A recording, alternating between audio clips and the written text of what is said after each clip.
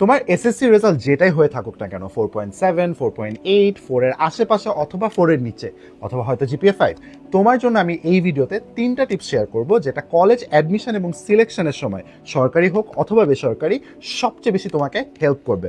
অনেকেই আছো যারা অন্য কাউকে দিয়ে নিজের কলেজ সিলেকশনটা করে থাকো, অবশ্যই তাদেরকে এই জিনিসটা মাথায় দিয়ে রাখবে, না হলে যদি কোনো ভুল করে বসো তুমি তোমার কলেজটা কিন্তু মিস করে ফেলবে। ও বাই দ্য ওয়ে, 3 নাম্বার টিপটা শেষে একটা এক্সট্রা টিপ দিব, ওই টিপটাও সবার জন্য অনেক গুরুত্বপূর্ণ। টিপ নাম্বার 1, প্রায়োরিটি কলেজ সিলেকশন। দেখো, তুমি 5টা কলেজ মিনিমাম দিতে হবে এবং 10টা কলেজ ম্যাক্সিমাম দিতে পারবে। এর মধ্যে থেকে তোমাকে কিন্তু বাছাই করতে হবে যে তুমি কোন কলেজটা 1 দিবে, কোন কলেজটা 2, কোন কলেজটা 3। এই সিকোয়েন্সে তোমাকে একটা মাইন্ডফুল জিনিস মাথায় রাখতে হবে যে প্রথম যে কলেজটা তুমি দিয়েছো ওটাতেই কিন্তু তোমার সবচেয়ে বেশি আবেদনটা দেখা হবে। মানে ফর এক্সাম্পল ধরো রাজুক উত্তরা মডেল কলেজে তুমি অ্যাপ্লাই করেছো, ওদের এক্সপেকটেশন লেটস সে 4.8। সো ফার্স্টে তোমার যতগুলো সিট আছে রাজুক কলেজে ওই সবগুলো দেখা হবে, দেখবে যে তোমার পয়েন্ট অনুসারে এই কলেজটাতে তুমি চান্স পাও কিনা। যতক্ষণ পর্যন্ত রাজুকের সব সিট ফিল আপ না হয়ে যাবে ততক্ষণ পর্যন্ত কিন্তু তোমার অ্যাপ্লিকেশনটা রাজুকের আন্ডারেই থাকবে, সেকেন্ড কলেজটাতে যাবে না। প্রথম কলেজ শেষ, তারপরে সেকেন্ডটাতে যাবে, সিমিলারলি সেকেন্ডটা শেষ হলো, তারপরে থার্ড কলেজটা যাবে। সো ইটস ভেরি ইম্পর্টেন্ট তুমি ফার্স্ট কোনটা সিলেক্ট করছো এবং সিকোয়েন্সিংটা কিভাবে করছো এই জিনিসটা কমপ্লিটলি ভালো মতন মাথায় রাখো। টিপ নাম্বার 2, তোমাকে যেটা মাথায় রাখতে হবে, কলেজের আবেদনের সময় 3টা গুরুত্বপূর্ণ জিনিস আছে। এক হচ্ছে ওদের এসএসসি পয়েন্ট রিকোয়ারমেন্ট কত, ওদের কয়টা সিট সংখ্যা আছে এবং কলেজের EIIN কোড। একটা করে যাচ্ছি। এসএসসিতে কত পয়েন্ট লাগবে এটা কিন্তু সব কলেজই তোমাদেরকে বলে দিবে। সো ওই পয়েন্ট যদি তোমার না থেকে থাকে তাহলে আসলে ওই কলেজে আবেদন করে তোমার অত লাভ নেই।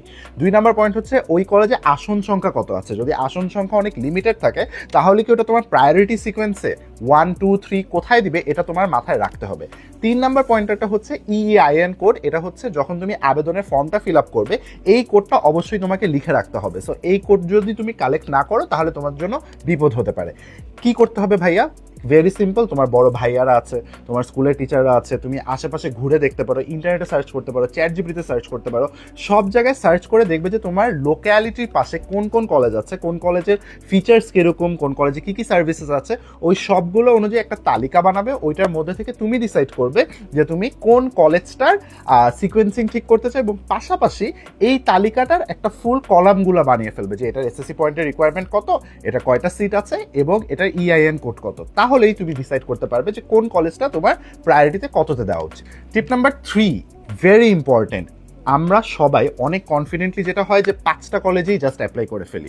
অনেকে আছে আমি দেখলাম যে 3টা কলেজে অ্যাপ্লাই করবে, 2টা কলেজে অ্যাপ্লাই করবে। এটা আসলে হবে না, 5টা তোমাকে মিনিমাম করতেই হবে।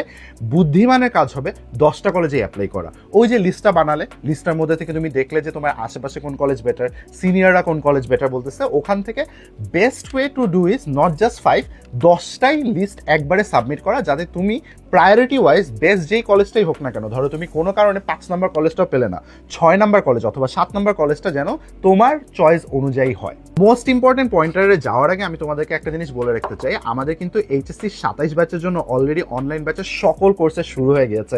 তুমি সায়েন্সের স্টুডেন্ট হতে থাকলে তোমার জন্য কোর্সেস আছে, তুমি কমার্সের স্টুডেন্ট হয়ে থাকলে তোমার জন্য কোর্স আছে, তুমি আর্টসের স্টুডেন্ট হয়ে থাকলে তোমার জন্য কোর্স আছে, লাইভ ক্লাস থাকবে, এক্সাম থাকবে, বই থাকবে, আর অনেক কিছু থাকবে। এত ডিটেলস এখানে বলছি না, কমেন্টে লিঙ্ক দিয়ে দিচ্ছি, দেখে নিও। এবার আসি মোস্ট ইম্পর্টেন্ট টিপটাতে। কলেজের সিকোয়েন্স অথবা কলেজ অ্যাডমিশনের সময় তুমি যে লিস্টটা বানাবে ওইটা বাছাই করার সময় সবচেয়ে গুরুত্বপূর্ণ তোমাকে যে জিনিসটা মাথায় রাখতে হবে যে কলেজটা তোমার বাসা থেকে কত দূরে। কারণ এইচএসসির সময়সীমা কিন্তু খুবই কম, 16 মাসের একটা সময়।